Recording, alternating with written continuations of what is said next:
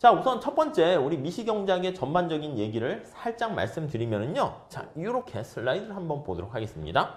자, 빨간 색깔로 쓰긴 그러니까 파랑으로 쓰면요. 여러분, 경제학이라는 게 우리 다음 시간부터 자세하게 말씀드릴 텐데 인간에 대해서 다루는 거예요. 인간이 여러 가지 활동을 하는데 물건을 사기도 하고 생산하기도 하고 그걸 교환이라 합니다. 그 교환이 이루어지는 장소가 바로 시장이거든요. 자, 결국 우리는 경제학은 시장에 대해서 다루는 학문이다. 이렇게 생각을 하시면 되겠습니다.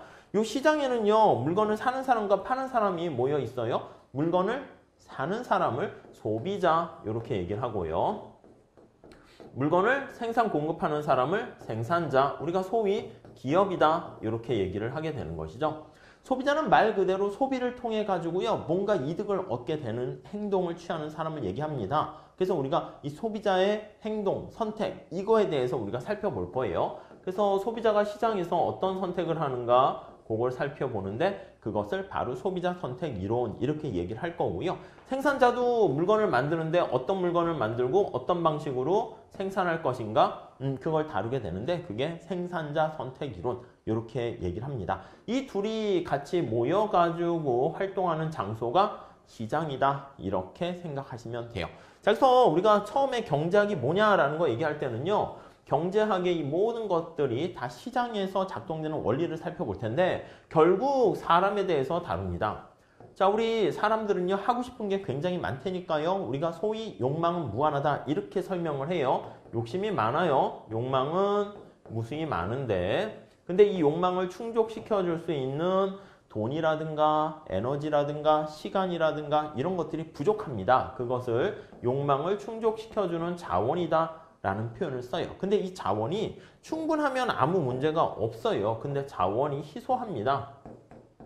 자, 그래서 자원이 희소하기 때문에 우리는 어쩔 수 없이 앞에서 말씀드린 것처럼 계속 선택이라는 단어를 여기다 집어넣고 있어요. 매 순간 선택이라는 문제에 직면합니다. 여러분도 마찬가지잖아. 시간과 돈 이런 것들이 제한되어 있고 그렇기 때문에 내가 어느 공기업을 지원할 것인가 공부를 하면 어떤 방식을 할 것인가 학원을 도움을 받아야겠다. 그럼 어느 학원을 선택하고 어떤 강의를 들을 것인가 그럼 매 순간 직면하는 선택 그게 전부 다 시작 자체가 이 희소성이라는 문제에서 발생하는 근원이 된다라고 생각을 하시면 되겠습니다. 그래서 우리가 여기 나와 있는 것처럼 이 욕망을 다 충족시켜 줄 수 없기 때문에 여기서 어쩔 수 없이 우리는 초이스를 해야 됩니다. 선택을 해야 돼요. 이 초이스, 선택하는 이왕이면 선택을 잘하는 게 좋겠죠. 그 잘하는 선택을 합리적인 선택을 한다. 이렇게 보시면 되겠습니다. 자, 이렇게 합리적인 선택을 해야 되는 가장 중요한 이유는 바로 무엇입니까? 이 희소성 때문에 발생한다. 이렇게 보시면 되겠죠. 그래서 우리가 챕터 1장에서는 경제란 무엇이며 경제 문제 이런 걸 다루게 될 텐데 그게 바로 짠! 올려보도록 할게요. 이겁니다. 자원의 희소성 때문에 그래서 우리가 어쩔 수 없이 합리적인 선택을 해야 되는 것이고 합리적이다라고 하면은요. 이게 무엇을 뜻합니까? 라고 하면요. 레셔널이라는 표현을 쓰게 되는데 우리가 희소성이라는 여러 가지 제약 조건에 빠져 있기 때문에 최소의 비용으로 최대 효과를 거두는 그것을 우리가 합리적인 선택이라 얘기하고요. 우리 경제학에서는 늘상 단어가 옵티마이제이션이라는 최적화라는 단어 이거 이제 굉장히 또 중요합니다.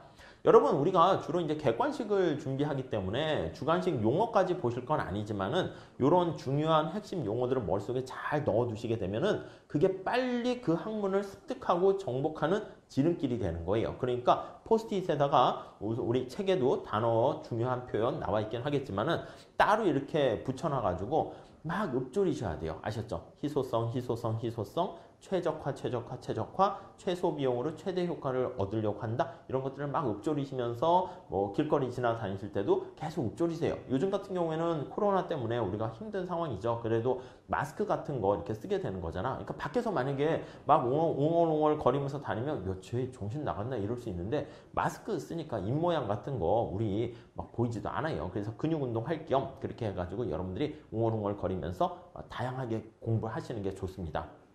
그래서 용어 계속 반복해 주세요. 그래서 경작이 뭐냐라는 거를 주관식으로 할 필요까지는 없지만 바로 옆에 공부하는 친구한테 설명을 해줄 수 있어요. 야, 챕터 1장에서 경제 문제와 뭐 경제 체제 이런 거 하는데 도대체 경제 문제가 뭐야? 그 모든 문제가 말이야. 희소성에서 시작해가지고 어쩔 수 없이 매 순간 직면하는 합리적인 선택을 어떻게 하면 될 것인가 그거에 대해서 다루는 학문을 얘기하는 게 경제학이야. 그 안은 시장에 대해서 그러한 인간의 행동이 나타나게 되는데 한 축에서는 소비자가 있고 한 축에서는 생산자, 기업이 있다. 이렇게 살펴보시면 되겠습니다. 자, 그래서 희소한 자원을 어떻게 분배를 하고 나눌 것인가? 이왕이면 잘 나눠야 되잖아요. 개인 입장에서 뿐만 아니라 사회 전체적으로 봤을 때 우리가 얘기할 수 있는데요. 그때 나타나는 평가 기준은 무엇인가 라고 하면은 요게 판단 기준이라는 말을 썼습니다. 평가 기준이다 라고 생각하시면 되겠어요. 아셨죠? 하나는 효율성, 하나는 공평성. 이거에 대해서 우리 차차 자세하게 배울 겁니다. 아셨죠? 그 다음에 이 경제학이라는 거에 대한 전반적인 얘기를 우리가 공부를 하신 다음에 그 다음 두 번째는요. 수요 공급 이론과 응용 이거를 보게 됩니다. 자, 우리가 앞서 말씀드린 것처럼 이렇게 소비자의 선택을 통해서 무엇을 얻어냅니까? 라고 하면 여기서 수요 곡선을 얻어내게 돼요. 그래서 디맨드 곡선이라고 할 거예요. 디맨드 곡선을 우리가 도출하게 돼요. 그래서 우리가 소비자 선택 이론에서 도대체 널 뭘 배우는 거냐? 이렇게 얘기하면 우아형은 수요 곡선을 도출하는 거야. 이걸 생각하시면 되겠고요. 생산자 선택 이론에서는 도대체 뭘 하는 거냐라고 하면요. 서플라이 곡선을 우리가 도출한다라고 생각하시면 되겠습니다. 아셨죠? 네, 그래서 이게 바로 소비자 선택 여기 한번 다시 살펴보시면 소비자 선택 이렇게 가보시면 소비자잖아요. 이왕이면은 자기가 만족을 극대화하려고 해요. 그런데 앞에서 나와 있는 희소성이라는 문제에 봉착하게 돼요. 자, 그래서 우리가 소비자는 많은 물건을 사서 행복을 누리려고 하는데 돈이 제한돼 있잖아. 그렇기 때문에 그걸 예산 제약이라 할 거예요. 그래서 주어진 예산 제약 하에서 효용이라는 게 우리 나중에 할 겁니다. 만족의 크기를 나타내요. 그래서 유틸리티다 이렇게 표현을 하게 되는데 만족 효용을 극대화한다. 이렇게 생각을 하시면 되겠습니다. 아셨죠? 자, 이 정도 정리를 하시면 될 것 같고요. 다음에 이걸 다 배운 다음에는 우리 생산자의 선택에 대해서 살펴보도록 할 겁니다. 자, 생산자는요, 우리가 뭔가를 만들어내는 주체를 얘기합니다. 생산이라는 게 어떤 인풋을 집어넣어서 아웃풋을 만들어내는 그 과정을 생산, 이렇게 얘기합니다. 자, 그러면 인풋에는 뭐가 있습니까? 라고 하면요, 우리가 이렇게 노동과 자본이 하나의 인풋이다 라고 생각을 하시면 돼요. 이 인풋을 집어넣어 가지고요, 우리가 이제 노동을 L이라고 쓸 거고요, 자본을 K라고 많이 쓸 겁니다. L과 K를 투입을 하게 되는 거예요. 그래서 뭔가를 만들어내, 이 생산량을 만들어냅니다. 이걸 Q 이렇게 쓸 거예요. 그래서 인풋을 집어넣어 가지고 뭔가 아웃풋을 만들어내는 그 과정, 그것을 우리가 생산이다 라고 얘기합니다. 자, 그러면 여러분들이 생각을 해봐. 앞에서 얘기한 것처럼 나는 그냥 일반 사기업에 취업할까 공기업에 취업할까 여러분들이 시간과 노력과 에너지를 쏟아부어야지 그 성과물을 얻어낼 거 아니겠습니까? 공기업을 취업하기로 했다? 그럼 어디를 갈 것인가? 어디에 합격이라는 그러한 아웃풋을 산출하게 되는 거예요. 그랬을 때 어떤 방식으로 내가 공부할까 고민을 하는 거야. 기업도 마찬가지입니다. 노동과 자본 같은 것을 투입할 때 어떤 방식을 더 많이 쓸 것인가 고민을 하게 된다라고 생각을 하시면 될 것 같고요. 자, 그래서 어떻게 이거에 대해서 볼 거예요. 노동을 많이 쓸까? 자본을 많이 쓸까? 노동을 많이 쓰게 되면은 어떤 방식으로 또 쓸 것인가? 등등등 살펴보게 될 것이고요. 이왕이면은 기업의 목적은요. 이렇게 해서 목적이 뭔데? 라고 하면은요. 돈을 많이 버는 게 목적이야. 그게 우리는 이윤을 극대화한다 이렇게 표현을 할 겁니다. 자, 이윤을 극대화한다라고 얘기할 건데 우리가 이윤이라는 얘기는 조금 더 뒤에 다시 한번 보긴 할 거고요. 이왕이면은 물건을 만들었다라고 하면 우리 최대, 최소, 최적화라는 표현을 썼잖아요. 이왕이면은 비용을 극소화하는 방법. 그게 이윤 극대화에 도움이 되는 거죠. 아니, 여러분들이 만약에 어떤 공기업에 취업하기로 결정했어. 목표는 정해졌습니다. 자, 그럼 어떻게 하는 게 가장 좋은 선택일까요? 맞아요. 최소의 비용으로 빠른 시간 안에 합격하는 게 제일 좋은 거 아니겠습니까? 그게 바로 최소의 비용으로 우리가 합격하는 게 최소의 비용으로 목표를 달성하는 거. 그게 바로 이윤극대화에 부합된다. 이렇게 얘기할 거예요. 그래서 이거를 뭐라고 쓸 거냐면 우리는 미니마이즈에서 이런 표현도 잘 익숙하게 봐주세요. 비용을 극소화한다. 이렇게 정리를 하시면 될 것 같습니다. 자, 이런 거에 대해서 우리가 살펴보고요. 그래서 이 생산 과정, 그래서 생산 함수, 그거를 등량곡선이라는 걸 배울 겁니다. 등량곡선 이런 걸 배우게 될 것이고 또 비용과 관련해서 얘기를 다루게 될 겁니다. 아셨죠? 자, 지금은 경작이 어떻게 구성되어 있는가를 살짝 보는 겁니다. 자, 다음 앞서 소비자의 선택, 행동을 봤고요. 그 다음 생산자 선택과 관련된 걸 봤고 그럼 둘이 모여서 이루어지는 장소가 바로 시장입니다. 마켓입니다. 그래서 우리가 주로 이제 얘기하는 거 여기 나와 있는 Q 했잖아요. 이 생산량이 거래되는 시장을 생산물 시장이다. 이렇게 얘기를 하는 것이죠. 그래서 이 생산물 시장이다라고 하면은 생산물, 사과, 배, 바나나, 뭐 노트북, 자동차 이런 것들이 거래되는 시장을 얘기하는 것인데 자, 우선 시장 구조에 대해서 살펴봅니다. 그래서 마켓 스트럭처에 대해서 살펴보는데 물건을 사는 사람과 파는 사람이 있는데요. 소비자와 생산자가 있는데요. 둘이 엄청나게 많은 사람이 있으면 와, 이게 경쟁적이다 이렇게 얘기합니다. 근데 우리가 이론적으로 먼저 살펴보니까 가장 이상적인 완전 경쟁 시장이라는 걸 가지고 얘기해요. 퍼펙트라는 말을 쓰게 됩니다. 그래서 퍼펙트라는 것은 경쟁의 정도가 굉장히 치열한 이렇게 생각하시면 돼요. 자, 다시요. 퍼펙트 컴피티션 이렇게 얘기하면은 우리가 경쟁의 정도를 살펴볼 건데 경쟁의 정도가 엄청나게 치열하다라고 생각하시면 될 것 같습니다. 치열한 시장을 얘기하고요.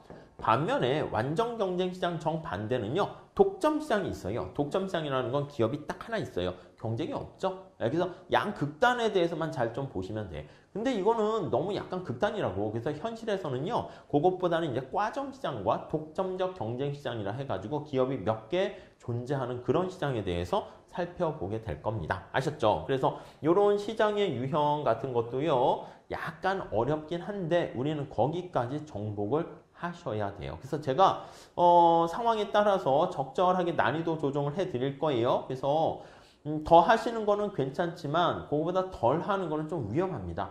그래서 시험이 아시겠지만은 나날이 좀 어려워지고 있어요. 그래서 와, 과거 기출문제 한 5년 전, 10년 전 그리고 이제 시중에 나와 있는 기출문제도 사실 뭐 꼭 기출문제라고 보기도 그래요. 그냥 복귀한 문제인데 그게 뭐 제가 봤을 때는 뭐 어차피 카더라 비슷해서 옆에다가 어디 공기업 이름은 써 있긴 하는데 제가 봤을 땐 그냥 공무원 시험 문제에 나와 있는 것들이 있잖아요. 그냥 여러 가지 문제집에 있는 거 그걸 살짝 그냥 숫자만 바꿔가지고 아, 이게 나왔습니다. 족보처럼 얘기하는 것 같아요. 물론 살짝 비슷하기도 하고요. 아직까지는 이제 문제가 스탠다드화 되어 있지 않기 때문에 출제하시는 분들도 그냥 공무원 문제들 그런 것들을 좀 약간 응용해서 반복해서 출제하고 있기 때문에 그런 것도 있고요. 자, 우리가 생산물 시장을 봤어요. 그러면 앞서 말씀드린 것처럼 이렇게 얘기를 할 수 있어요.